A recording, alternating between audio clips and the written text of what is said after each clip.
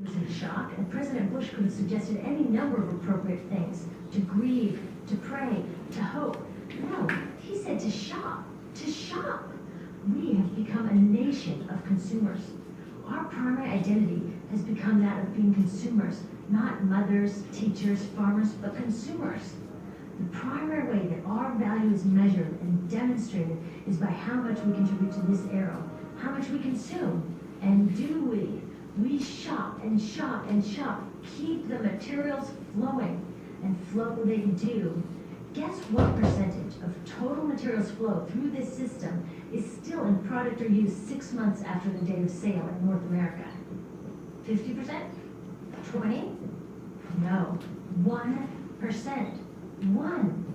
In other words, 99% of the stuff we harvest, mine, process, transport, 99% of the stuff we run through the system is trashed within 6 months. Now, how can we run a planet with that level of materials throughput? It wasn't always like this.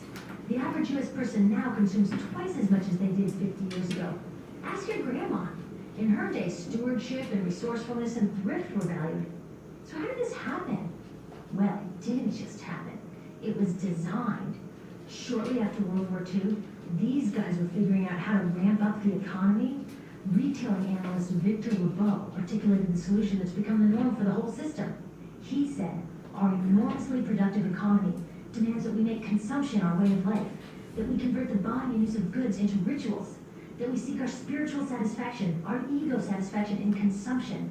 We need things consumed, burned up, replaced, and discarded at an ever-accelerating rate. President Eisenhower's Council of Economic Advisors chairman said that the American economy's ultimate purpose is to produce more consumer goods. More consumer goods? Our ultimate purpose? Not provide health care or education or safe transportation or sustainability or justice? Consumer goods? How did they get us to jump on board this program so enthusiastically? Well, two of their most effective strategies are planned obsolescence and perceived obsolescence.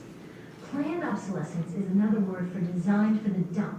It means they actually make stuff to be useless as quickly as possible, so we'll chuck it and buy a new one. It's obvious with things like plastic bags and coffee cups, but now it's even big stuff.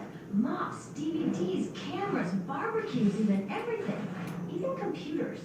Have you noticed that when you buy a computer now, the technology is changing so fast that in just a couple of years, it's actually an impediment to communication? I was curious about this, so I opened up a big desktop computer to see what was inside. And I found out that the piece that changes each year is just a tiny little piece in the corner. But you can't just change that one piece because each new version is a different shape. So you gotta chuck the whole thing and buy a new one. So I was reading industrial design journals from the 1950s when planned obsolescence was really catching on. These designers are so open about it. They actually discuss how fast can they make stuff break that still leaves the consumer have enough faith in the product